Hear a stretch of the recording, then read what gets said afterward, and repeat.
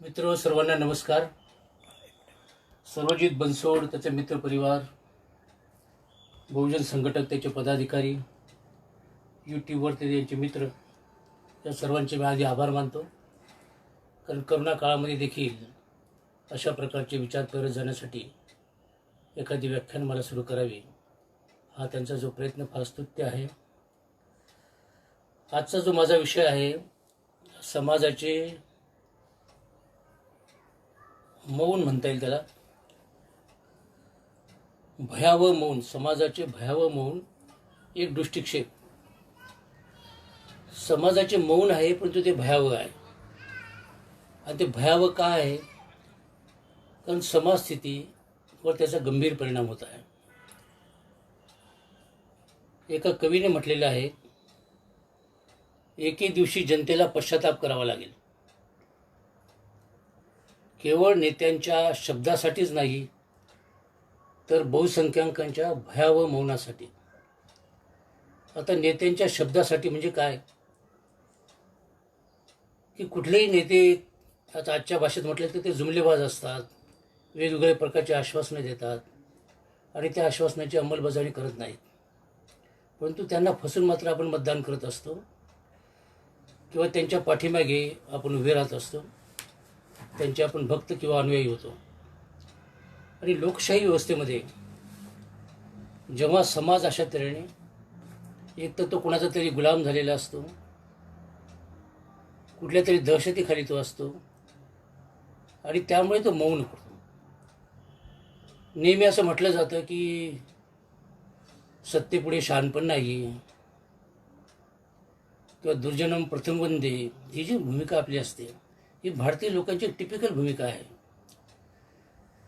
की समर्थांपुढे, शक्तिवंतांपुढे आपण नम्र राहिलं पाहिजे, त्यांच्या वाटेला जाता कामा नये, किंवा माशात राहून पाण्याशी, काय म्हणता येईल त्याला, पाण्यात राहून माशाशी वैर कशासाठी, ही जी आपली, ज्याला आपण स्वतःची कातडी बचाव धोरण म्हणतो, किंवा आपल्या भीतीचा आपण एक प्रकारे रॅशनलायझेशन करत असतो, तेव्हा हा प्रश्न निर्माण होतो. हा सगळ्या जगभर निर्माण होतो, हा काही भारताचाच प्रश्न नाही आहे. म्हणून एके दिवशी जनतेला पश्चाताप करावा लागेल. जनतेला पश्चाताप करावा लागतो नंतर. कशासाठी? केवळ नेत्यांच्या शब्दासाठी नाही, तर योग्य वेळी न बोलल्यामुळे या देशामध्ये एक भयानक परिस्थिती निर्माण झाली आहे. त्याच्यामुळे आपण त्याला जबाबदार आहोत या भावनेपोटी.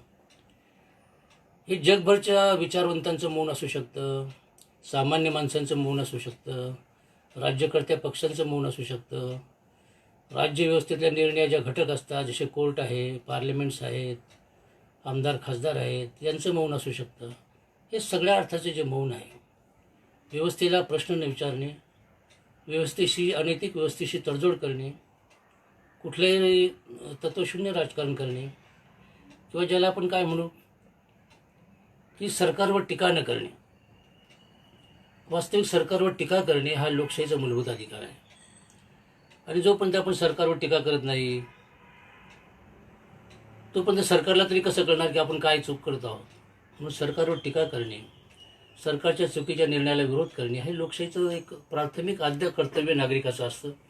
आणि जेव्हा हे नागरिक अशा तऱ्हेचं कर्तव्य पाळत नाहीत, तेव्हा देशामध्ये हुकुमशाहीची चाहूल लागते. आपल्याला माहिती आहे की चीनमध्ये हुकुमशाही आहे, तिथं प्रश्न विचारण्याचा प्रश्नच येत नाही. रशियामध्ये हुकुमशाही आहे, 99.99% लोकांनी, ते जे पुतीन आहेत त्यांना मुदतवाढ दिली आणि ते काहीतरी 2035पर्यंत त्यांना सत्तेवर राहण्याचा अधिकार दिला.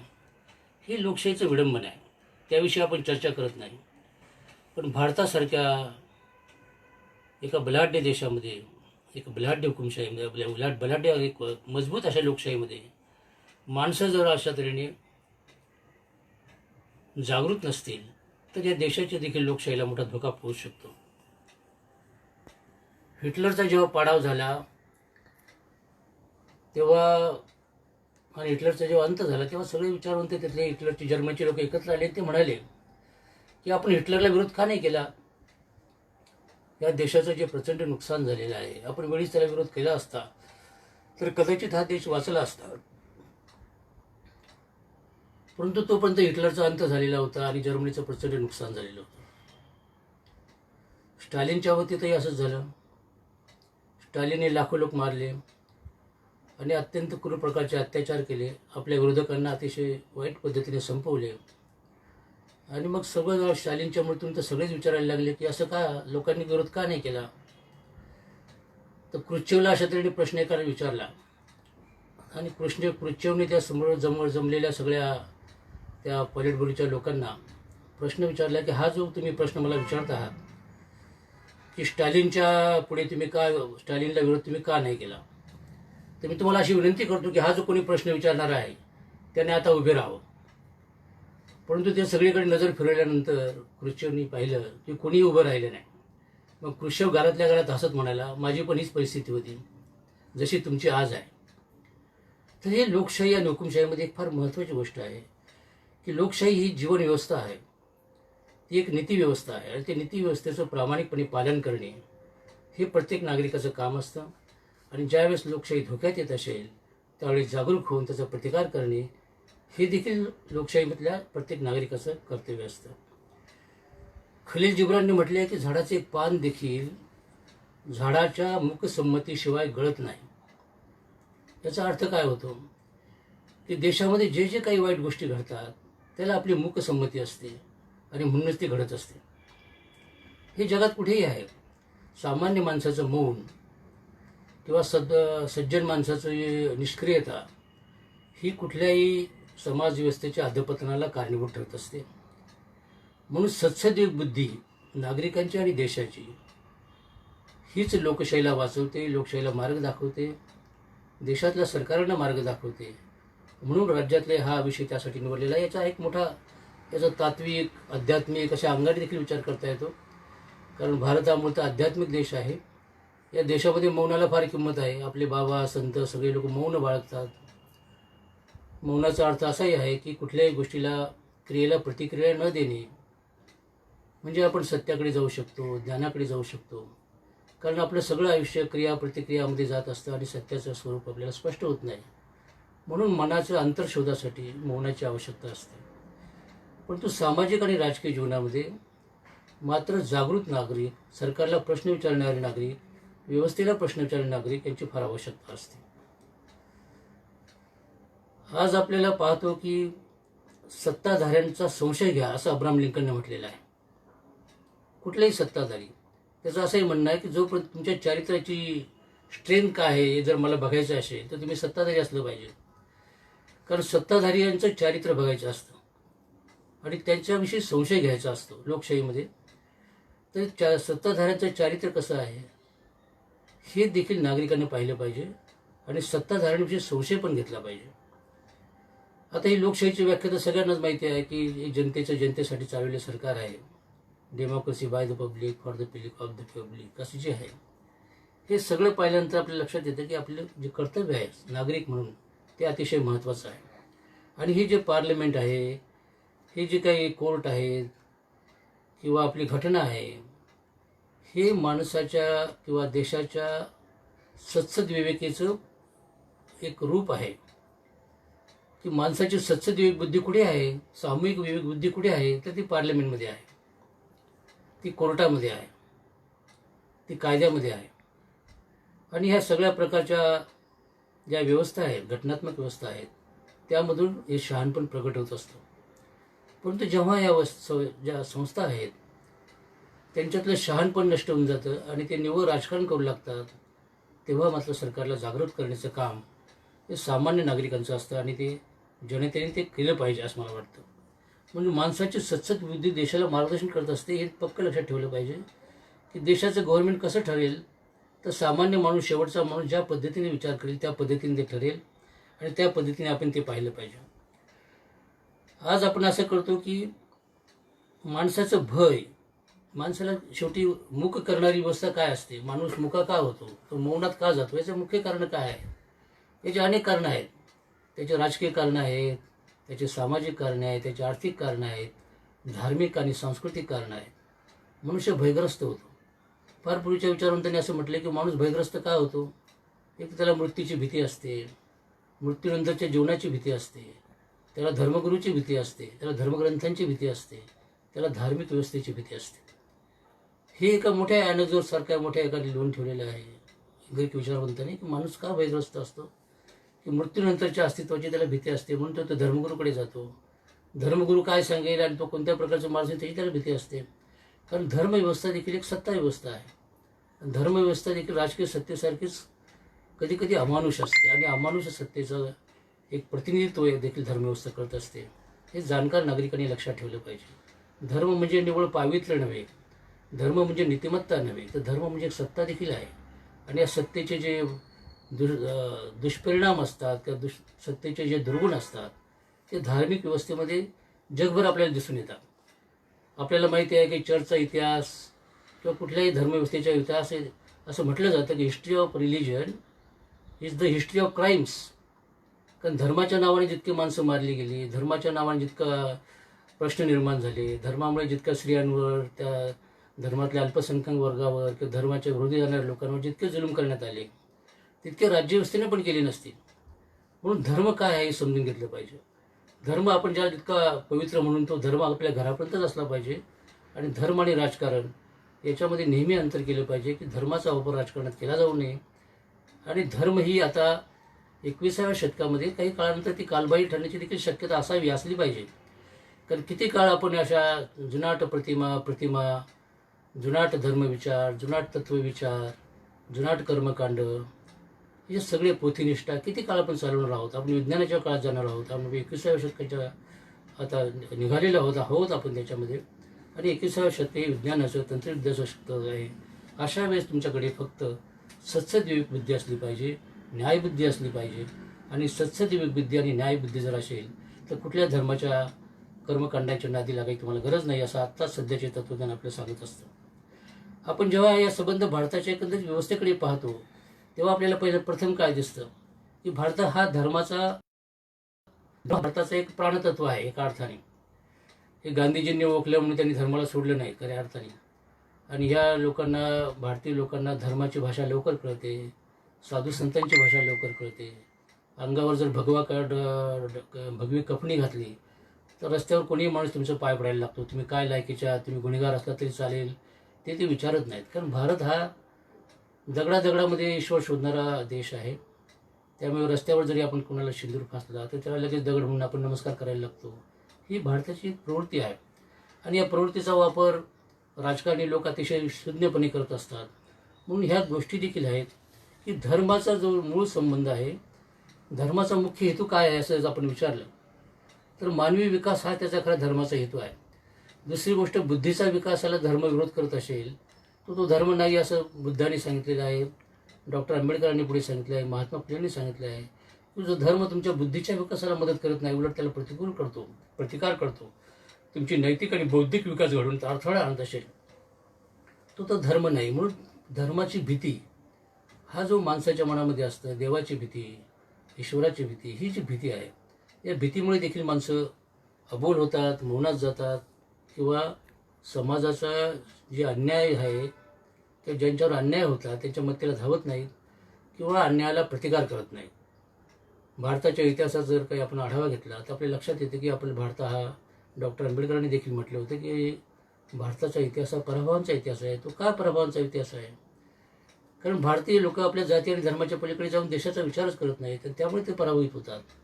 या देशामध्ये कुठल्या अगदी सुरुवातीचा जर सम्राट अशोक किंवा असे काही जर मोठे नेते असतील, त्यांनी संबंध देशाचा विचार करून युद्ध केली किंवा देशाचा विचार केला. तशा प्रकारची पुढे राज्यव्यवस्था राहिल्या नाहीत. छोटी छोटी राज्य आपल्या प्रत्येकडे बघत नव्हती. आणि आपण जातीच्या मध्ये रोटीबंदी, बेटीबंदी हे तर आहेच, पण आपल्याकडे समुद्रबंदी होती, विचार करण्याची बंदी होती, शिक्षणाची बंदी होती, स्पृश्यांच्या बंदी होत्या, स्त्रियांना अनेक प्रकारची बंधनं होती. त्यामुळे तुम्ही स्वतंत्रपणे विचार करू शकत नव्हते. आणि त्यामुळे ज्या स्वतंत्रपणे विचार करण्याची क्षमता जर नष्ट झाली असेल, आपली शक्ती जर नष्ट झाली असेल तर अशी माणसं देशाचा विचार न करता आपल्या स्वतःचा विचार करतात किंवा आपल्या जातीचा विचार करतात किंवा आपल्या प्रदेशाचा विचार करतात. राष्ट्रावर प्रेम करणे हा जो प्रकार आहे, हा प्रकार म्हणजे तुम्ही धर्मापासून मुक्त होणे, तरच तुम्ही राष्ट्रावर प्रेम करू शकाल. तुम्ही जर तुमच्या धर्मावरच प्रेम करत असाल तर धर्म हा एक तुम्हाला माणसात विभागणारी एक शक्ती आहे. धर्माने जितके जितके प्रश्न सोडवले त्यापेक्षा अधिक प्रश्न निर्माण केले असं एका मोठ्या विचारवंतांनी म्हटलेलं आहे. धर्माने माणसं जोडण्यापेक्षा माणसं तोडण्याचं काम खूप केलेलं आहे. आज आपण पाहतो की धर्म जोडतो आहे की तोडतो आहे याचा विचार केला पाहिजे. खरा धर्म असेल तो माणसाला जोडेल, आणि जो धर्माचा उपयोग राजकारणासाठी करणारे जे लोक असतील ते धर्म तोडतील. कारण धर्म जोपर्यंत धर्माच्या सहाय्याने तुम्ही माणसं जोपर्यंत तोडत नाही, त्यांना एक आपसात झुंजवत नाही, तोपर्यंत तुम्हाला सत्ता मिळणार नाही. हा एक महत्त्वाचा त्याच्यामध्ये एक भाग आहे. म्हणून व्यवस्थेला प्रश्न विचारणे, सरकारला प्रश्न विचारणे, हे काम जे करत असतील त्यांच्या पाठीमागे उभे राहणे हे देखील जनतेचं किंवा समाजाचं नैतिक कर्तव्य असतं.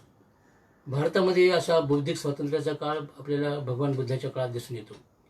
आर्ग्युमेंटेटिव्ह इंडियनमध्ये आपल्या अमर्त्य सेननी एक चांगली भूमिका मांडलेली आहे की भारतामध्ये असा एक काळ होता ज्यामुळे स्त्रिया व्यवस्थेला प्रश्न विचारत होते, पुरुष व्यवस्थेला प्रश्न विचारत होते, स्त्रियांना मुक्त स्वातंत्र्य होते, पुरुषांना स्वातंत्र्य होते. धर्माच्या बाबतीमध्ये, नीतिमत्तेच्या बाबतीमध्ये एक सार्वकालिक कल्पना होत्या. त्या केवळ जातीपातीपुरत्या मर्यादित नव्हत्या किंवा एखाद्या धर्मापुरत्याच मर्यादित नव्हत्या. एक वैश्विक असं चिंतन आपल्याला काही त्या काळामध्ये दिसून येतं असं बरेच म्हटलं आहे. Why I am not Hindu असं एक पुस्तक एकाचं आहे, मला वाटतं कांचा इलियांचं आहे.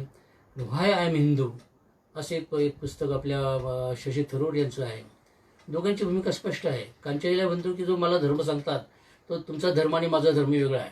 माझा धर्म लोकधर्म आहे, मी धनगर आहे, माझे देवदेवता वेगळे आहेत, माझे रूढी परंपरा सण वेगळे आहेत, तेव्हा तुम्ही जो हिंदू म्हणता तो हिंदू मी नाही असं कांचा इलिया म्हणतो. इकडे शशी थरूर म्हणतो की माझा हिंदू धर्म व्हाय एम हिंदू. कारण हिंदूमध्ये जसं आपल्या अमर्त्य सेन म्हणतात त्याप्रमाणे एक असं ब्रॉडर व्ह्यू आहे. हिंदू धर्म एक बहुसांस्कृतिकता आहे. ते अनेक धर्मांचं असं एकत्र केलेलं एक आपण कडवळ म्हणू, मिक्सचर म्हणू किंवा सगळ्यांनी एकत्र आणणारी ती एक व्यवस्था म्हणू, अशा प्रकारची ती व्यवस्था आहे ज्याच्यामध्ये अनेक जाती, धर्म, पंथ, परंपरा, अनेक धर्मगुरू, अनेक धर्ममठ, अनेक प्रकारचे द्वैतवाद, अद्वैतवाद, विशिष्टाद्वैतवाद अशा अनेक प्रकारचे त्याच्यामध्ये आहे. वेदांत आहे, आणि हा वेदांत नंतर महावीरांचा धर्म आहे, बुद्धाचा धर्म आहे. तर एका अर्थाने हा एक मुक्त असा प्रांत आहे. हिंदू माणसाला पूर्वी आताचा काळ जर सोडला, रामाला शिव्या दिली तरी कुठल्या हिंदू माणसाला काही राग येत नव्हता, शंकराला शिव्या दिली तरी राग येत नव्हता. कारण ते त्याच्या सामान्य माणसाच्या शून्य बुद्धीमध्ये माहिती होतं की हा देव जो आहे हा फॉर्म आहे, आणि तो फॉर्ममध्ये तो नाही, तो सगळं निराकार अशी व्यवस्था आहे. म्हणजे आकारातही आहे, निराकारातही आहे, असं की हिंदूंची एक चांगली कल्पना होती. आणि तो एक चांगल्या प्रकारे एक असा बहुसांस्कृतिक असा धर्म होता, आजही आहे.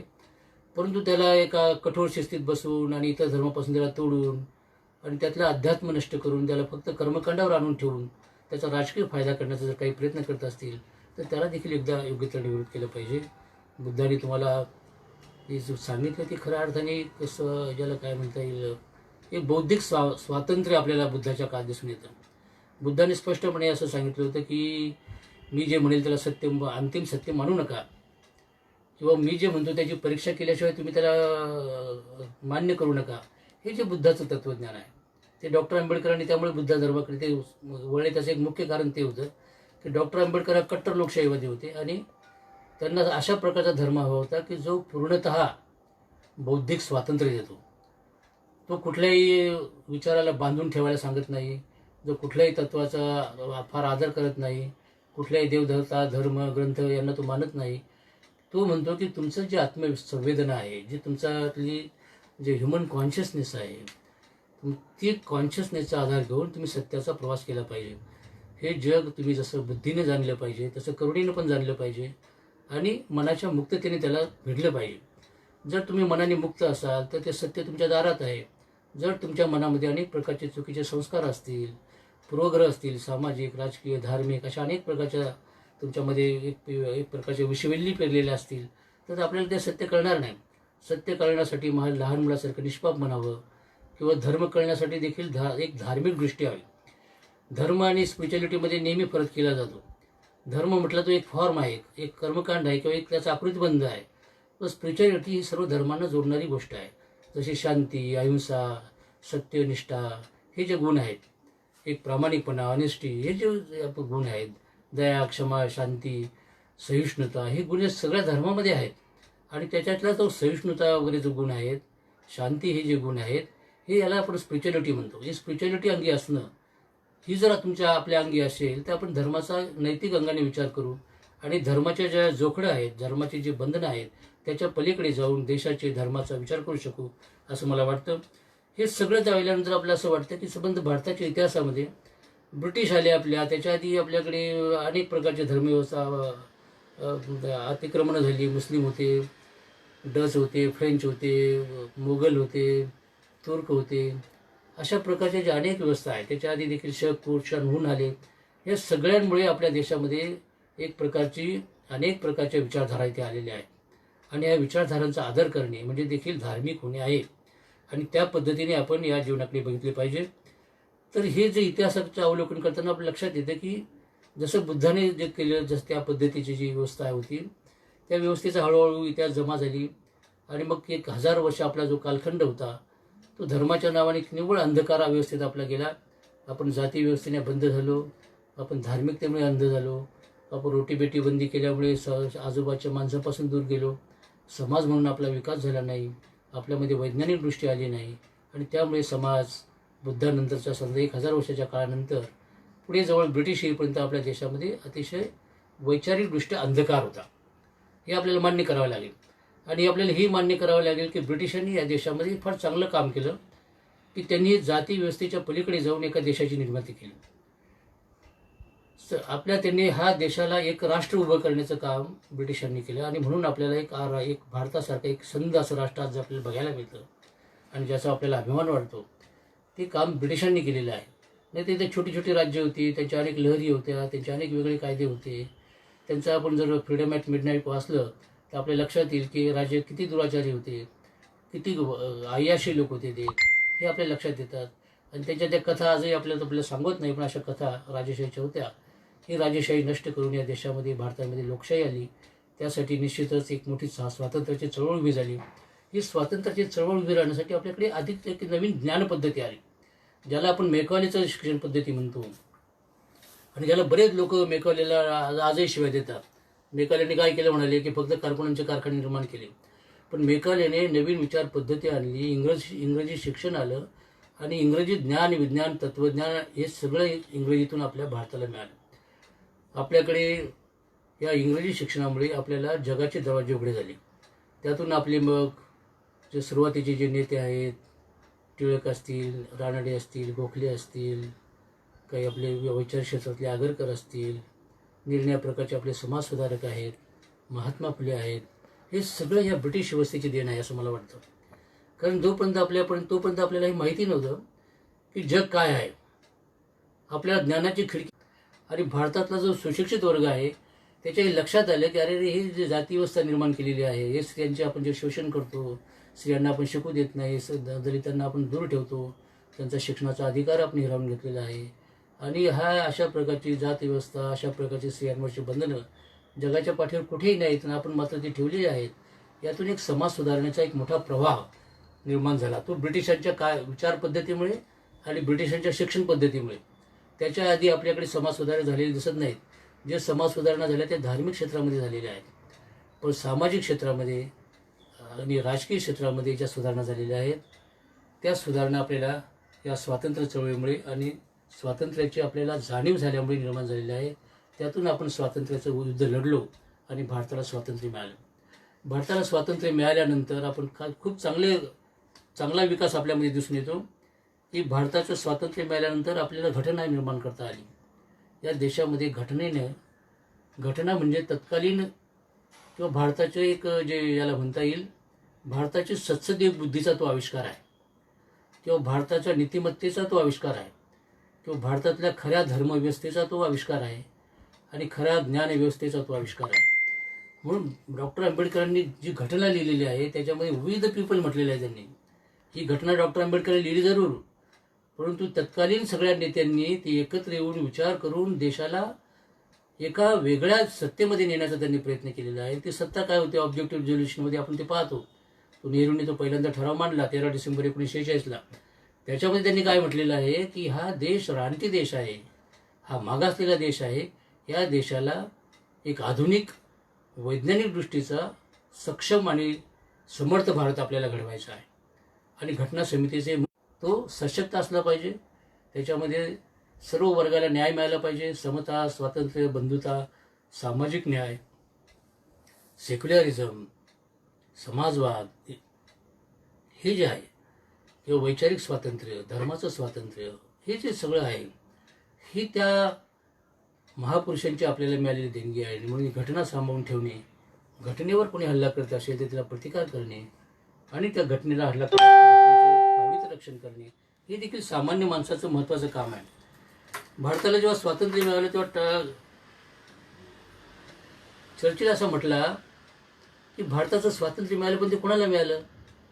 ते फक्त ब्राह्मणांना आणि मुठभर उच्च जमीनदारांना मिळालेलं आहे. सामान्य माणसाला स्वातंत्र्य मिळालेलं नाही. आणि हे जे लोक आहेत, म्हणजे जे स्वातंत्र्यपदातले नेते म्हणू आपण, हे सगळे बदमाश लोक आहेत. आणि हे असे लोकांना सत्ता मिळाली आहे की हे देश देखील विकायला कमी करणार नाही. परंतु भारताने, नेहरूंनी आणि त्यानंतरच्या मोठ्या पुढाऱ्यांनी आणि अजून देखील आपल्याकडे जी काही राजकीय व्यवस्था आहे त्यांनी ह्या देशाचं एका प्रगल्भ अशा विचार व्यवस्थेमध्ये, एका व्यवस्थित समाज व्यवस्थेमध्ये त्याचं रूपांतर केलेलं आहे. आणि म्हणून त्याचं आपण बघितलं पाहिजे की हे जे आहे, हा जो विकास झालेला आहे, हा विकासामागे फार मोठ्या लोकांचा त्याग आहे.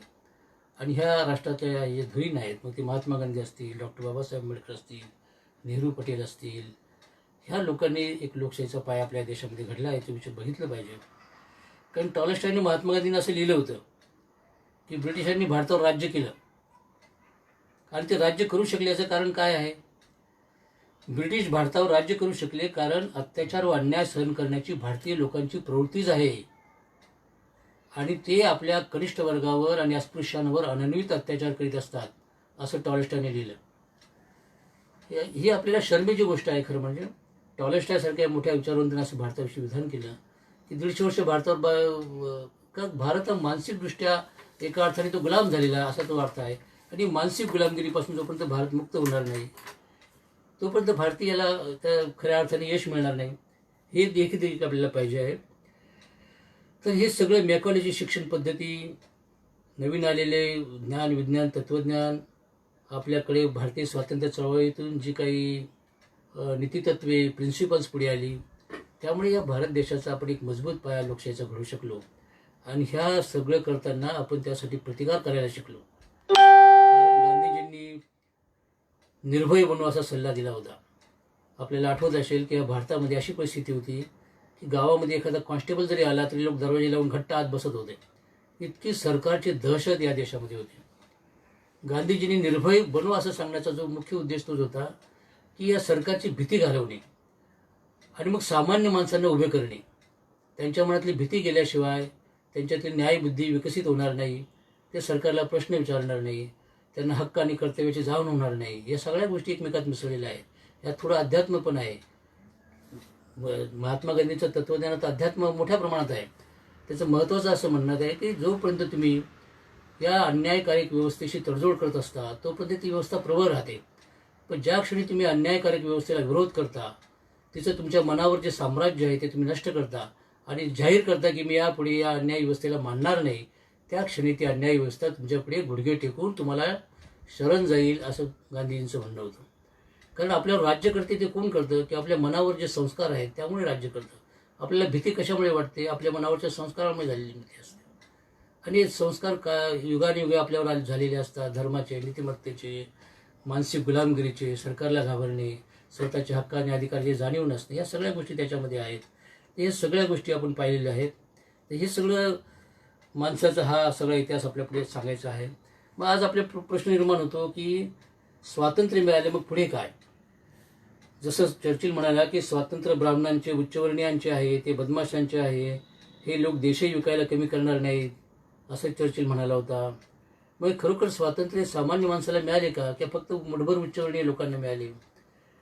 हा जर आपण इतिहास बघितला तर याच्यामध्ये पहिल्यांदा आपल्याला असं दिसून येतं की भारताच्या इतिहासामध्ये डॉक्टर आंबेडकर नावाची अशी एकमेव, महात्मा फुलेनंतर डॉक्टर आंबेडकर नावाची अशी एकमेव व्यक्ती होऊन गेली की ज्यांनी या मूक देशातल्या मूक जनतेला खऱ्या अर्थाने बोलते केले. घटनेच्या माध्यमातून, राजकीय चळवळीतून या देशातला जवळजवळ एक 60% वर्ग जो SC, ST, OBC यांची बाजू मांडणारा डॉक्टर आंबेडकरांसारखा एक खंदा पुढारी, ज्यांनी घटनेमध्ये देखील या सगळ्या वर्गाचा अतिशय काळजी घेतली, विशेषतः स्त्रियांची, शेतमजुरांची, आणि लेबरची ज्याला कामगार म्हणतो याची बाजू मांडली डॉक्टर बाबासाहेब आंबेडकरांच्या घटनेमध्ये. आणि या सगळ्या वर्गाचं अतिशय सखोल चिंतन करून प्रत्येकाला राईट्स अँड ड्युटीज त्याच्या पद्धती या देश आपल्या घटनेमध्ये पहिल्यांदा असं आहे त्याच्यामध्ये आपले जे मूलभूत अधिकार आहेत या मूलभूत अधिकार इतके व्यापक आहेत की त्यामुळे सामान्य माणसाला खऱ्या अर्थाने स्वातंत्र्य देण्यासाठी ते काय आर्टिकल 14, 15, 16 ही जी आर्टिकल्स आहेत त्याच्यामध्ये आरक्षण देखील आलेलं आहे. आर्टिकल 21 हे अत्यंत महत्त्वाचं आर्टिकल आहे. या आर्टिकलचं इंटरप्रिटेशन करताना घटना आपल्या सुप्रीम कोर्ट आणि हायकोर्ट त्याचा फार ब्रॉडर त्याचं हे करतात आणि त्यामुळे खऱ्या अर्थाने आपल्याला घटनेचा लाभ होतो. आर्टिकल 21 फार त्याच्यावरच्या अनेक प्रकारचे जजमेंट्स आहेत त्याचं फार हे केलेलं आहे. विशेषतः असं तुम्ही म्हणाल की एखादी वेश्या आहे तिचा तुम्ही हात धरला तर त्या क्षणी घटना तुम्हाला ताबडतोब शिक्षा द्यायला कमी करणार नाही, कारण ते तुम्ही काही आहे त्या व्यक्तीच्या हक्काला तुम्ही हात लावला, मग ती स्त्री असेल, गरिबातला गरीब माणूस असेल, तर ती स्त्री असेल पुरुष तिला विनयभंग करणारा, तिचं कॅरेक्टरला असॅसिनेशन करणारा असं जे काही आहे घटनेमध्ये प्रत्येक व्यक्तीला सन्मानाने जगण्याचा अधिकार दिलेला आहे. आणि सन्मानाने नॉट ओन्ली सन्मानाने आनंदाने जगण्याचा अधिकार दिलेला आहे. आणि कुठल्याही व्यक्तीचा जीवित आणि वित्त विरहून घेण्याचा अधिकार सरकारला नाही किंवा कुठल्याही व्यवस्थेला नाही, हे देखील त्याच्यामध्ये आहे. असं असताना आपल्या देशामध्ये आजची जी परिस्थिती पाहिली या देशामध्ये काय आता सध्याचं राजकारण किंवा नंतरची परिस्थिती पाहिली आहे की हळूहळू या देशाचं इतकं अधपतन होत गेलेलं आहे की ह्या देशातली घटनात्मक नीतिमत्ता, तिथली मूल्यव्यवस्था, तिचं झालेलं अधपतन, एक बहुसंख्याकवाद, हिंदुत्ववाद, हिंदू राष्ट्रवाद या ज्या कल्पना पुढे आलेल्या आहेत या राष्ट्राच्या गंभीर समस्या आलेल्या आहेत. आणि या सर्व राष्ट्राची विवेकशील जनता मौन बाळगून आहे. हे देशाला एक खतरनाक अशा देशापुढे एक प्रश्न निर्माण केलेला आहे की हा जो राष्ट्रवाद आहे, हिंदू राष्ट्रवाद ज्याला आपण म्हणू, तो मानसिक, धार्मिक, सांस्कृतिक व सामाजिक गुलामगिरीचं प्रतिनिधित्व करतो. तो तुम्हाला मानसिकदृष्ट्या गुलाम करतो, तुम्हाला तो सांस्कृतिकदृष्ट्या गुलाम करतो, तो तुम्हाला धार्मिकदृष्ट्या गुलाम करतो. हा राष्ट्रवाद म्हणता येत नाही. हा खऱ्या अर्थाने एक बहुसंख्याकांची अल्पसंख्याकांवरची एक कुरघोडी आहे असं म्हणू आपण. पण बहुसंख्याक म्हणजे कोण? बहुसंख्याक म्हणजे शेवटी हिंदूच. या व्यवस्थेच्या आधारात जर ज्यांच्यावर कुरघोडी होत असेल किंवा अन्याय होत असेल ते बहुसंख्याक हिंदूच असतात.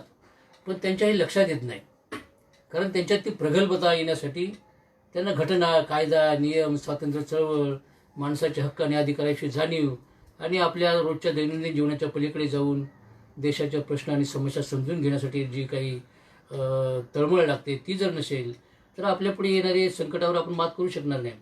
बऱ्याच लोकांना असं वाटतं की बहुसंख्याकवाद म्हणजे आम्ही हिंदूंचं राज्य आणलं, पण ते खरं हिंदूंचं राज्य आहे का?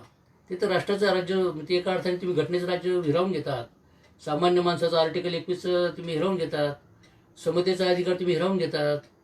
हे सगळ्या ज्या मूलभूत ज्या कल्पना आहेत आणि 21व्या शतकाला जे आपण सामोरे जाणार आहोत तर आपण 16व्या शतकाकडे परत जाणार आहोत का, या गोष्टीचा सामान्य माणसाने विचार केला पाहिजे. आज आपल्यापुढे काय युद्ध आहे?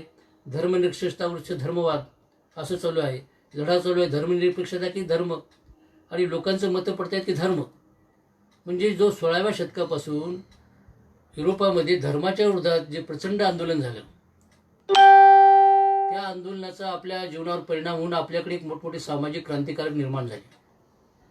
महात्मा फुलेसारखे, आंबेडकरांसारखे आणि इतरही कोणी पुरोगामी चळवळीतले अनेक लोक यांच्यावर प्रभाव कुठला आहे की पाश्चात्य देशामध्ये धर्म आणि सामान्य माणसं यामध्ये मोठा संघर्ष झाला. की धर्माचे अतिरेकी स्वरूप, जे म्हटलं की धर्माचे जे दास्य म्हणू, धर्माचे कर्मकांड म्हणू, धर्माच्या निमित्ताने लोकांवर निर्माण केली दहशत म्हणता येईल, की धार्मिक कायद्याचा वापर करून सामान्य माणसांचा बळी घेणे ही जी प्रवृत्ती आहे, ज्याला आपण धार्मिक कायद्याचे काही या दोन धर्मामध्ये विशेषतः इस्लाम आणि आपल्या ख्रिश्चन धर्मामध्ये धर्माच्या नावाने ते कायदाच आहे, ब्लॅस्फेमी ॲक्ट आहे, धर्मनिंदेच्या नावाने अनेकांना फासावर चढवण्यात आलं.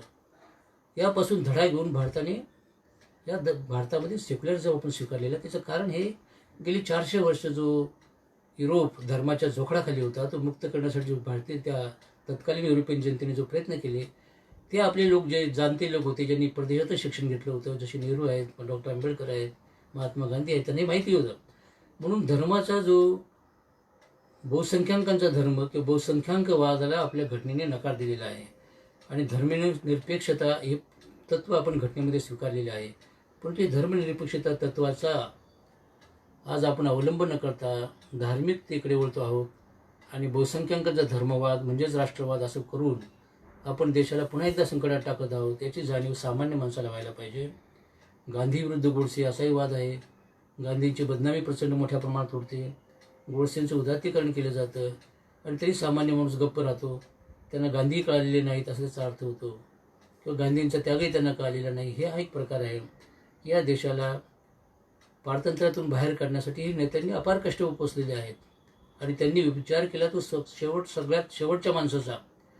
त्याच्यामध्ये कुठली धर्म जात ही संकल्पना नव्हती. जो कोणी सामान्य माणूस आहे, जो शेवटचा माणूस आहे, त्याला न्याय मिळाला पाहिजे. शेवटच्या माणसाच्या डोळ्यातले अश्रू पुसले पाहिजे.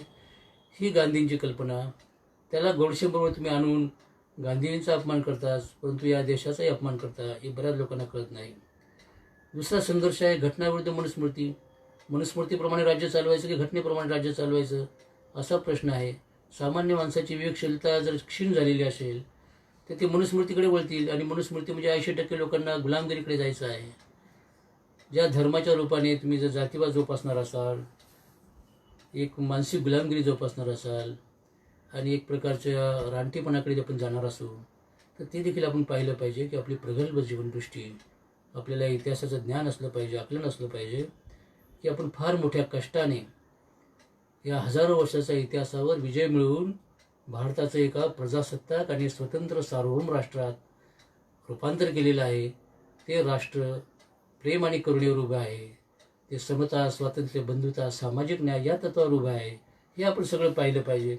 हे सर्व समजून घेतले पाहिजे आणि हे विवेकाने आपण समजून शिकू शकतो. नाहीतर आपण असं जर केलं तर आपल्याकडे इराण, इराक, सिरिया या देशामध्ये आपली तुलना होऊ शकते. आजच आपण ह्युमन राईट्सच्या याच्यामध्ये फार भारताचा नंबर फार तळाशी जातो किंवा धर्म स्वातंत्र्यामध्ये भारताचा नंबर फार तळाशी जातो. हे का होत आहे? ही आपल्याला अपमानाची गोष्ट आहे. आज आपल्याला पाकिस्तानच्या रांगेत बसवलेलं आहे. जागतिक जी संघटना असतात त्यांच्या क्रमवारीने आपल्याला भारताला कोणाच्याबरोबर बसवलं आहे? पाकिस्तानबरोबर बसवलं आहे. भारत, इराण, इराक, सिरिया या देशामध्ये हे आपल्याला अपमानास्पद आहे. कारण आपल्याला बुद्धाची पासून एक मोठी परंपरा आहे. बुद्धाने जगाला ज्ञान दिलं आणि बुद्धाचं नाव आपले राज्य करते. जगाच्या पाठीवर कुठेही जातात तर बुद्धाचंच नाव घेतात. कारण बुद्धामुळे भारत जगाला ओळखला जातो आणि बुद्ध तुम्हाला मानवी अधिकाराचा पहिला उद्घोषक आहे, पहिला उद्गाता आहे. त्यांनी माणसाच्या मनावरच्या धर्मसत्तेला पूर्णपणे छेद दिला. धर्मग्रंथांना बाजूला केलं, वेद, पुराणे वगैरे सगळं नष्ट केले आणि माणसाच्या कॉन्शियसनेसवर, माणसाच्या सत्सद बुद्धीवर विश्वास ठेवला आणि प्रत्येक माणसाला सत्याचा शोधण्याचं स्वातंत्र्य दिलं.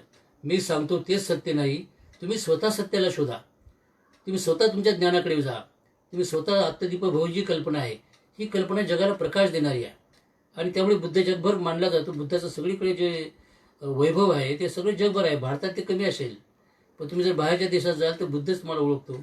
तर अशा या देशाचे आपल्याला एक मोठ्या परंपरेचे आपण लोक आहोत आणि म्हणून देखील आपण अत्यंत जाणलं पाहिजे की आपल्याला राष्ट्रवाद हवा की राष्ट्रभक्ती हवी.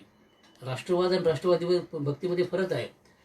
म्हणजे आपण जर जगाचा इतिहास पाहिला तर राष्ट्रवादाच्या नावाने आपण 2 महायुद्ध खेळलो आणि लाखो लोक मारले. हे सगळे राष्ट्रवादाचे प्रताप आहेत.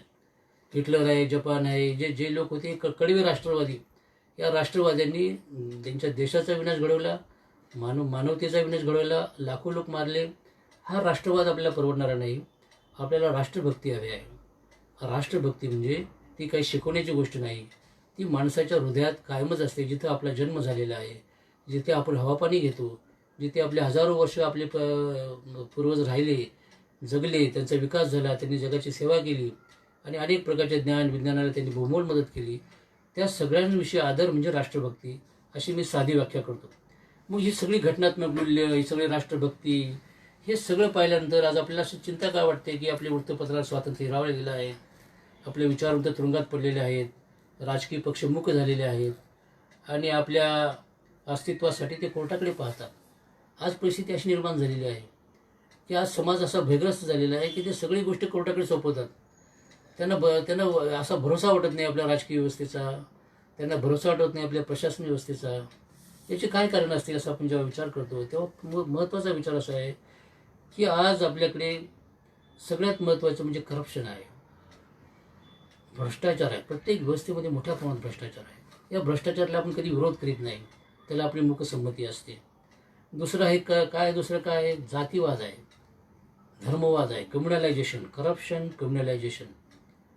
तर हे जातीवादाबरोबर हे सगळ्यात मोठं विष काय असेल? ते धर्मवाद आणि जातीवाद. त्यामुळे माणसामध्ये सतत एक प्रकारचा द्वेष एकमेकाचा करणे आणि त्या द्वेषावरचं राजकारण उभे करणे किंवा एकमेकाच्या द्वेषाला जर आपण राष्ट्रवाद म्हणणे, अशा प्रकारच्या अतिशय खालच्या पातळीवर आपण आलेलो आहोत. तेव्हा देखील जागृत होण्याची आवश्यकता आहे. तिसरी गोष्ट क्रिमिनलायझेशन, गुन्हेगारीकरण. आपल्या राजकीय व्यवस्थेचं गुन्हेगारीकरण झालेलं आहे. करप्शन, कम्युनलायझेशन आणि क्रिमिनलायझेशन. गुन्हेगारीकरण म्हणजे काय झालेलं आहे? आपण उत्तर प्रदेशमध्ये पाहतो की पोलिसांनी त्या विकास दुबेला गोळी घालून ठार मारले. आता विकास दुबे हा देखील गुन्हेगारीकरणाचा एक भाग आणि पोलीस डिपार्टमेंट देखील गुन्हेगारीकरणाचाच भाग. विकास दुबेला जन्म देणारा माणूस कोण होता? पोलीसच होता. आणि पोलिसांना मारणारा कोण होता? विकास दुबेच होता. अशी व्यवस्था जर आपण निर्माण करणार असू तर भारताची मान ताठ होईल का खाली जाईल ते बघायला आपण पाहिलं पाहिजे. अनेक दलित स्त्रियांवर अत्याचार झाले. उत्तर प्रदेशमध्ये, बिहारमध्ये आपल्या काश्मीरमध्ये एका मुलीवर महिनाभर बलात्कार झाला. नंतर ती जी आपली एका आमदाराने याच्यावर बलात्कार केला आणि तो आमदाराने तिचे नातेवाईक मारून टाकले, साक्षीदार मारून टाकले. आज तो तुरुंगात आहे नाही असं नाही, ते खरं सुप्रीम कोर्टाचं यश आहे. नाहीतर तो खून देखील दडपला गेला असता. हे कोर्टाचे निश्चितच उपकार आहेत. या देशातले जे कोर्ट आहे, या कोर्टाने घटनेचे संरक्षण वेळोवेळी केले आणि सुप्रीम कोर्ट, हायकोर्टाचा आजही आपल्याला अभिमान वाटतो. पण आज परिस्थिती निर्माण झाली आहे की प्रत्येक माणूस ते कोर्टाकडे पाहतो आणि कोर्ट काय निर्णय देईल याचं देखील लॉटरी लागण्यासारखं झालेलं आहे. कोर्टाचा काय निर्णय लागेल ते सांगता येत नाही, कशा पद्धतीने लागेल. आणि गेले 4-5 वर्षामध्ये कोर्टाचे जे निर्णय आहेत ते त्याच्यावरतीमध्ये पुष्कळ घटना त्यांचे स्वतःच अचंबित होतात की असं का होत आहे. सरकारच्या विरोधी शक्यतो कोर्ट जात नाहीत आणि सामान्य माणसाची बाजू घेऊन उभे राहत नाहीत, असे सर्वसामान्य तो आक्षेप आहे. आता त्याच्यावरती कोर्टातले जे जाणकार लोक तेच सांगतील की हे नेमकं का होत आहे. परंतु सामान्य माणसाचं शेवटची आशा ही कोर्ट असते आणि कोर्टाच्या निर्णयावरच तो टिकून असतो. देशातली न्यायव्यवस्था या देशातल्या सामान्य माणसाचं शेवटचं आशास्थान आहे. आणि दुसरी गोष्ट महत्त्वाची आहे की ज्याला आम्ही सुरुवातीलाच म्हणालो की माणसाची जी सत्सत्विक बुद्धीचा आविष्कार किंवा शहाणपणाचा आविष्कार आपल्याला कुठे दिसेल? तर तो पार्लमेंटमध्ये दिसला पाहिजे. तो कुठे दिसला पाहिजे? विधानभवनात तो दिसला पाहिजे. तो कोर्टामध्ये दिसला पाहिजे. हे जर शहाणपण नसेल तर कायदा म्हणजे शेवटी काय नुसते तंत्र नव्हे. लोकशाही आपल्याकडे फक्त तंत्रशुद्ध करलेली लोकशाही आहे. निवडणुका होतात, माणसं निवडून येतात, पण खऱ्या अर्थाने लोकशाही आहे का? तर सामान्य माणसाने प्रश्न विचारला पाहिजे की खरोखर लोकशाही आपल्या देशामध्ये नांदते आहे का? आज भ्रष्टाचाराने बुजबजलेले सगळे आमदार, खासदार, त्यांना निवडून देणारी ती भ्रष्ट यंत्रणा, आज आपल्याला काय त्याला म्हणता येईल, जी आपले जी लोकशाहीचे जे स्तंभ आहेत ज्याच्यामध्ये जे निवडणूक आयुक्त आहेत यांच्याविषयी देखील आज संशय आहे की निवडणूक आयुक्तांनी बऱ्याच वेळा कमरे वाकवलेली आहे, झुकलेले आहेत. या सगळ्या ज्या घटनात्मक व्यवस्था आहेत या जर डळमळीत झाल्या तर आपल्या देशामध्ये लोकशाही टिकली आहे का, लोकशाही आहे का, हे आपण विचार केला पाहिजे. हे जनतेच्या सत्सद बुद्धीला राहून विचार केला पाहिजे. हे कुठल्या राष्ट्रावर, कुठल्या समाजावर किंवा कुठल्या व्यवस्थेवर मी टीका करीत नाही. हा टीका करण्याचा हेतू असा आहे की अंतर्मुख झालं पाहिजे. ही अंतर्मुखता ही या लोकशाहीला वाचवण्याची गोष्ट आहे. आपण नुसते भावनेच्या भरामध्ये निर्णय घेतो, भावनेच्या भरामध्ये मतदान करतो, भावनेच्या भरामध्ये विचार करत असतो. आपण हा विचार केला पाहिजे की याच्यामध्ये देशाचं हित आहे का, समाजाचं हित आहे का, राष्ट्राचं हित आहे का. कुठलाही निर्णय करताना आपण विचार केला. जसं गांधीजी म्हणतो की यामध्ये शेवटच्या माणसाचं हित आहे का. आपल्या निर्णयामध्ये शेवटच्या माणसाचं हित जर होत असेल तर तो निर्णय अचूक आहे असं ते म्हणायचे. त्याच पद्धतीने डॉक्टर आंबेडकरांनी घटनेची रचना केलेली आहे की शेवटच्या माणसाला न्याय मिळतो का. शेवटच्या माणसाला न्याय देण्याची जी यंत्रणा आहे त्यासाठी कामगारांचे कायदे आहेत, त्यासाठी स्त्रियांचे कायदे आहेत, अॅट्रॉसिटी ॲक्टसारखे गंभीर महत्त्वाचे कायदे आहेत. आज आपल्याला काय दिसतं आहे की अॅट्रॉसिटी ॲक्टमध्ये आता कालच पेपरला बातमी आली की त्या उज्जैनमध्ये एका मातंग तरुणाला, मातंग कुटुंबाला गावाच्या बाहेर नागरिकांनी हाकलून दिलं. कारण तो त्या गावचा सरपंच होता आणि तो त्यांच्या म्हणण्याप्रमाणे ऐकत नव्हता. त्यांनी त्यामुळे अॅट्रॉसिटी केस दाखल केली. त्यामुळे सबंध गावकऱ्यांनी ठराव करून त्याला गावाच्या बाहेर हाकलून दिलं. आणि मग कलेक्टरनी काय करावं, गावाच्या बाहेर कुठल्या तरी एका झोपड्यामध्ये त्यांची राहण्याची व्यवस्था केली. वास्तविक कलेक्टरचं हे काम होतं की त्या लोकांना तिथे त्याचं संरक्षण देणे, त्या गावातच त्याचा पुनर्वसन करणे, त्या गावकऱ्यांची समजूत घालणे, हे सगळं काम जे करायला पाहिजे होतं. परंतु आज आपले प्रशासन व्यवस्थेचं देखील राजकीयकरण झालेलं आहे. हा एक महत्त्वाचा मुद्दा या निमित्ताने आपल्याला दिसतो आहे. आणि आपली कॉन्स्टिट्यूशनल जी मोरॅलिटी आहे ती देखील आज संशयास्पद झालेली आहे की त्या मोरॅलिटीप्रमाणे आपलं सरकार वागतं का, ते वागत नाही असं आपल्याला दिसून येतं. आर्टिकल 21चं सगळीकडे उल्लंघन होत आहे. जगण्याचा, जिवंत राहण्याचा अधिकार, हा जो महत्त्वाचा अधिकार आहे त्याचं उल्लंघन होत आहे. हे आपल्याला बघायला पाहिजे की उल्लंघन करणारी व्यवस्था का आहे, असे उल्लंघन का होत आहे. आपल्याला निवड टीका करायची नाही, तर ते प्रश्न समजून घेणे हा आवश्यक आहे. सरकारवर टीका तर कोणीही करील, सरकारच्या टीका करणे हाच आजच्या माझ्या लेक्चरचा उद्देशच नाही. आपल्या पुढचे प्रश्न समजून घेणे, कोर्टावर टीका करण्याचा प्रश्नच नाही. आपल्या पुढचे विषय समजून घेणे आणि ते कोर्टाने पण समजून घेणे, ते जनतेने पण समजून घेणे, सरकारने पण समजून घेणे, हे त्यात आलेलं आहे ना. आपलं मौन त्यातून आपण केलं पाहिजे. आज आज असे अनेक कायदे आहेत. युपासारखा कायदा आहे. ह्या कायद्यामध्ये तुम्हाला अटक केली जाते, 6 महिने तुरुंगात जावं लागतं आणि मग चार्जशीट वगैरे वगैरे. ही घटनात्मक परिस्थितीमध्ये हे कायदे योग्य आहेत का, याची देखील तपासणी केली पाहिजे. नागरिकांच्या मूलभूत अधिकारावर त्यामुळे गदा येते. त्या माणसाने नेमकं काय गुन्हा केला हे देखील कोर्टाने तपासले पाहिजे. केवळ तो सरकारच्या विरोधी गेलेला असेल, केवळ तो कोणत्या एखाद्या पक्षाचा नेतृत्व करत असेल किंवा तो सरकारला प्रश्न विचारत असेल तर तो धोकेदायक प्रश्न आहे म्हणून माणूस म्हणून त्याला संपवू नये. हे काही लोकशाहीच्या मूळ सूत्राला, मूळ तत्वाला लागू नाही. नॅशनल सिक्युरिटी ॲक्टचा देखील वापर गोरगरिबांच्या जे काही लढणारे लोक आहेत त्यांच्यावर होत असेल तर ते अतिशय चुकीची गोष्ट आहे. तीच गोष्ट आपल्या 124A जे आहे हे ब्रिटिशांनी देखील वापरल्याने इतकं मोठ्या प्रमाणात आपण वापरत आहोत की कोणी सरकारच्या विरोधी बोललं की त्याला तुरुंगात टाकणे हा देखील एक मोठा गंभीर गुन्हा आहे. त्या बाबतीत देखील सरकारने, जनतेने, आपल्या जनप्रतिनिधींनी व्यापक चिंतन करून हे कायद्याची आवश्यकता आहे का याविषयी विचारमंथन घडवलं पाहिजे. कोर्टाने देखील या बाबतीमध्ये अतिशय काळजीपूर्वक विचार केला पाहिजे की जो समोरचा मनुष्य 90, 80, 82 वर्षाचा आहे, तो हातामध्ये तरुण घेऊन काहीतरी मोठं दंगल घडवेल असं आहे का? असं तो असू शकत नाही. या वयामध्ये कोणी माणूस तलवार घेत नाही, करीत नाही. आणि काही वर्षानंतर तर हे कायदे त्याला लागूच गेले नसले पाहिजेत. 70 वर्षाच्या नंतर तुम्हाला युपासारखा कायदा लागणे, नॅशनल सिक्युरिटीचा कायदे लागणे, की 124 तारीख कायदे लागणे हे चुकीचं आहे. जे माणसं वृद्ध झालेली आहेत, त्यांनी आयुष्यभर कुठल्या ना कुठल्या सामाजिक चळवळीत काम केलेलं आहे, त्या माणसाला केवळ सरकारच्या विरोधी गेला असं काहीतरी निमित्त सांगून त्याला आपण जर संपवू तर देशामध्ये प्रभावी असे विरोधी मतच निर्माण होणार नाही, जे लोकशाहीचा आत्मा आहे. आपल्याला नंतर याच्यामध्ये पाहतो, JNUमध्ये पाहतो, डॉक्टर आंबेडकरांनी असं म्हटलं होतं की मुलं जर स्वतंत्रपणे विचार करत असतील तर त्यांना संरक्षण देण्याची जबाबदारी सरकारची राहील. कारण लोकांना सरकारवर टीका करण्यास भाग पाडलं पाहिजे असं नेहरू म्हणायचे. कारण जनता टीकाच करत नाही म्हणून स्वतः नेहरूंनी स्वतःवर आपल्या टीका लिहून घेतली होती किंवा मी किती नालायक मनुष्य आहे, मी इतकं वय झालो, सत्ता सोडत नाही, अमुक करत नाही, ही नेहरूंनी स्वतःवर लिहिलेली टीका केली. मग भारतीय जनता टीका करत नाही. भारतीय जनतेने कुठल्याही नेत्याला आपला देव मानू नये. डॉक्टर आंबेडकरांनी शेवटच्या कॉन्स्टिट्यूंट असेंब्लीमध्ये जे भाषण केलं होतं की जर आपण एखाद्या नेत्याला अगदी आपण त्याचे भक्त होणार असू, त्या देशात लोकशाही टिकणार नाही. सुरुवातीलाच मी म्हटलं की आधी नेत्याविषयी किंवा राज्यकर्त्यांविषयी तुम्ही संशय घेतले पाहिजे. हा मूळ लोकशाहीचा भाग आहे. Absolute power corrupts absolutely, power corrupts आणि ॲब्सोल्यूट पॉवर करप्ट्स ॲब्सोल्युटली. कुठलीही प्रकारची थोडी का सत्ता अशी ना ती माणसाला भ्रष्ट करते, ती व्यक्तीचा दोष नसतो. आणि जास्त पॉवर तुम्ही त्या व्यक्तीला दिली, अधिक अधिकार दिले तर तो आणखी भ्रष्ट होणार आहे. हे शेवटी जनतेनं ठरवायचं आहे. आणि जनता जागृत असेल तर भ्रष्टाचारी सत्ता फार काळ टिकणार नाही. हे देखील त्याप्रमाणे आहे. दलितावर, आदिवासीवर, अल्पसंख्याकांवर व स्त्रियांवर होणारे अत्याचार तर अतिशय भयावह आहेत. आणि त्या बाबतीत अजूनही आपण मौन गिळून बसलो आहे. दलितांना किती आता मी सांगितलं त्या पद्धतीने की एखाद्या माणसाला तुम्ही गावाच्या बाहेर काढता तेव्हा तो त्या गावचा सरपंच म्हणून राहू नये म्हणून. तर आपण 21व्या शतकामध्ये खऱ्या अर्थाने विज्ञानवादी समाज आपण झालो आहोत का, याचा आपण विचार केला पाहिजे. की आपल्याला दुःख वाटलं पाहिजे की आता किती दिवस आपण जातीवर जगणार आहोत, किती दिवस आपल्या जाती अस्मितावर जगणार आहोत, याचा तुम्ही विचार करा. आणि हे विचार करण्याचं काम शेवटी सामान्य माणसाचं आहे. नाहीतर आपल्याला we get the government we deserve. आपण जर बदमाश असू, आपण जर नालायक असू, आपण जर तत्वशून्य असू, आपण जर भ्रष्टाचार करत असू तर आपल्या सरकार पण तसंच भ्रष्टाचार करणार आहे. म्हणून आपल्यापासून सुरुवात झाली पाहिजे. जसं गांधीजी म्हणतो असेल की जग जर बदलायचं असेल तर त्याची सुरुवात आपल्यापासून व्हायला हवी. तसं सामान्य माणसाने भयावह मौन सोडून सगळ्या प्रकारची भीतीतून मुक्त होऊन आपण मोकळेपणे बोललं पाहिजे सरकारवर किंवा जनतेशी किंवा आपल्या समवयस्क ग्रुपाशी. आणि वेगवेगळ्या जातीशी, धर्माशी आपण जर मुक्त संवाद साधू तर हळूहळू या देशाला एक अतिशय चांगलं जे प्रगल्भ व्यक्तिमत्व प्राप्त होईल. म्हणून हे सगळ्या ज्या गोष्टी आहेत, आता हे या भाषण आता बऱ्याच लांबलेलं दिसतं आहे. तर हे जे सगळ्या गोष्टी आहेत त्याचं आपण बघितलं पाहिजे की आपण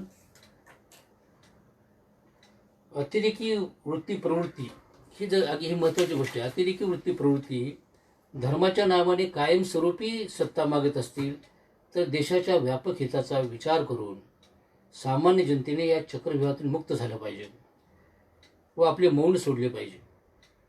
अन्यथा आपले सिरिया, इराक, इराण सारख्या देशासारखी अवस्था होईल. तसा क्रम आपल्या एका संस्थेने लावले जाईल. मानवी मूल्य आणि घटनात्मक मूल्येच देशाला वाचवू शकतील असा याचा निष्कर्ष मी काढतो की ह्या मूल्यांचं आपण पालन केलं पाहिजे. घटनात्मक मूल्यांचा आदर करणे, घटनात्मक मूल्यांचं निष्ठावंत सरकारने पालन करणे आणि सरकार त्याप्रमाणे घटनात्मक मूल्यांचं पालन करते आहे याबाबत दक्ष असणे आणि सरकारला त्याबाबतीत धारेवर धरणे किंवा त्याला विचार प्रवृत्त करणे हे सगळं काम सामान्य माणसाचं आहे. आणि सामान्य माणसंच या पद्धतीने आपला देश घडवत असतात. ती शक्ती, कारण घटनेप्रमाणे सामान्य जनता ही सार्वभौम आहे आणि सरकारं तुमची सेवेसाठी जन्मलेली असतात. या घटनात्मक व्यवस्था घटनेने तुमच्या संरक्षणासाठी निर्माण केलेल्या असतात. सामान्य माणसाच्या संरक्षणासाठी घटना आहे. घटनात्मक व्यवस्था ही सामान्य माणसांच्या संरक्षणासाठी आहे. हे सगळं आणि त्या घटनात्मक व्यवस्था जर कार्य करत नसतील, सामान्य माणसाचे हित जोपासत नसतील, घटनेचे पालन करत नसतील, मग ती कुठलीही संस्था असेल तर तिला आपण चॅलेंज करणे, तिला उत्तर देणे, तिला संघटितपणे विरोध करणे हे सगळं जनतेच्या दृष्टीने आवश्यक आहे. म्हणून मी सुरुवातीलाच म्हटलं त्याप्रमाणे हे केलं पाहिजे. एक सुंदर कविता आहे, मी भाषण चालू असताना एका मित्राने पाठवली, ती वाचून दाखवतो. कुठल्याही देशात आपण असं जगू नये. चुपचाप जगतात, घरातच राहतात, कुठेच काही प्रतिक्रिया देत नाहीत, सरकारच्या विरोधात टीका टिप्पणी करीत नाहीत, आणि मुकाट्याने जन्माला येतात आणि तसेच निघून जातात सर्वसामान्य माणसं. अशा नागरिकांना मरणोत्तर सन्मान नक्कीच होऊ शकतो कुठल्याही देशात. अशा प्रकारचे सन्मानित नागरिक होणे, सामान्य जीवन जगणे. आज सामान्य माणसाची काही मर्यादा आहे ते मी जाणू शकतो. सामान्य माणूस हा भयग्रस्त असतो. एका विशाल संघटनेशी तो संघर्ष करू शकत नाही. त्याला स्वतःचे अनेक प्रश्न असतात. आज देशामध्ये बेकारी प्रचंड वाढलेली आहे, रोजगार थांबलेले आहेत, करोनासारखं महासंकट आहे. या संकटाचा जर सामंजस्याने सर्वसंमतीने जर विचार केला ते संकट तशी फार किरकोळ आहेत. नोकऱ्या आहे का नाही तर आपण थोडंसं प्रयत्न केला तर आपल्याला परत ही उभारी घेता येईल. पण त्यासाठी पुन्हा तुम्हाला जागृत राहावं लागेल की आपला सरकार खरोखर प्रामाणिकपणे अर्थव्यवस्थेला गती देत आहे का, की निवळ काही बड्या उद्योगपतींनाच घर भरत आहे हे बघितलं पाहिजे. सामान्य माणसाला नुसतंच फसवत आहे का हे बघितलं पाहिजे. आणि सामान्य माणसांना नोकरी मिळेल, त्यांचं संरक्षण होईल, ते निर्भयपणे जगू शकतील, ते आनंदात जगू शकतील अशी व्यवस्था ते निर्माण करतात का हे पण बघणं नागरिकांचं कर्तव्य आहे. या निमित्ताने नागरिकांनी आपलं भयावह मौन सोडावे, समाजाने भयावह मौन सोडावे आणि देशातल्या या सगळ्या राजकीय सामाजिक जीवनात जागृतपणे आपला सहभाग नोंदवावा आणि वेळ प्रसंगी सरकारला प्रश्न विचारावेत किंवा अशा प्रश्न विचारण्याच्या पाठीमागे उभं राहावं किंवा किमान काही आपल्या हक्क आणि अधिकारासाठी आपल्या घटनात्मक ज्या काही आपल्याला साधनं आहेत त्याचा वापर करावा असं मी सगळ्यांना या निमित्ताने विनंती करीन. आणि हा विषय जरा वेगळ्या पद्धतीचा असल्यामुळे सर्वांचे परत एकदा आभार मानून 5 मिनटं बोललं तरी चालेल असं करता येईल.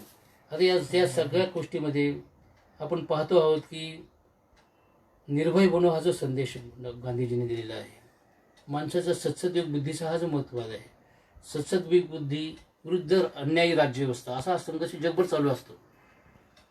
तो काही आजच नाही, अगदी शेक्सपियरच्या काळामध्ये देखील तो जो कोण ज्युलियस सीझर आहे तो त्यांनी म्हटलं आहे विचारवंतांच्या बाबतीमध्ये की तो जो विचार करणारा माणूस त्याची मला फार भीती वाटते.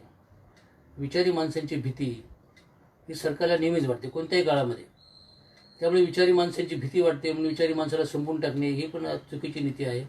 लोकशाहीमध्ये विचारी माणसांना किंवा कुणी विरोधकांना सांभाळून घेणे, समजून घेणे आणि त्यांची काय अडचणी आहे ते बघणे. आता मध्ये दिल्ली दंगल झाली आपण पाहिली, नंतर ती NRA मध्ये झालं की NRC national citizen amendment act याच्यामध्ये प्रचंड मोठ्या प्रमाणात दंगली झाल्या. त्यात काही गफुरात जर्जर जी आहे तिला अटक झाली तिथं गरोदर असताना आणि त्यासाठी युपासारखे कठोर कायदे वापरण्यात आले. तर हे बाबतीमध्ये थोडं तरी आपण असं मला वाटतं की काहीतरी सहानुभूतीने आपण या प्रश्नाचा विचार केला पाहिजे की तरुण वयामध्ये माणसं जर काही नवीन विचार मांडत असतील, नवीन काही करत असतील, त्यांना संरक्षण देणे देखील घटनात्मक काम आहे सरकारचं, जनतेचं. आणि त्यांना अशा तऱ्हेने जसं JNUमध्ये लोक गेले आणि त्या मुलांना मारलं, तो त्या मुस्लिम कोणती आपल्या याच्यामध्ये जामा मिल्ल्या का याच्यामध्ये तिथे देखील पोलिसांनी जाऊन मुलींना मारलं. हा जो प्रकार आहे सरकारच्या बाबतीमध्ये या देशाचं पोलीस राजमध्ये रूपांतर होणे. खाकी राज इज द वर्स्ट राज, असं मी एका माझ्या पुस्तकात लिहिलेलं आहे. जगातलं सगळ्यात वाईट राज कोणतं असेल तर खाकी राज. खाकी राज म्हणजे काय? मिलिटरी राज किंवा पोलीस राज. आपल्याला या मिलिटरी राज आणि पोलीस राजपासून मुक्त राहायचं असेल तरी देखील आपण हे भयावह मौन सोडले पाहिजे, असं मी या निमित्ताने बोलून मला ज्यांनी बोलण्याची संधी दिली सर्वांचे आभार मानून माझे 2 शब्द संपवतो. जय संविधान, जय भारत.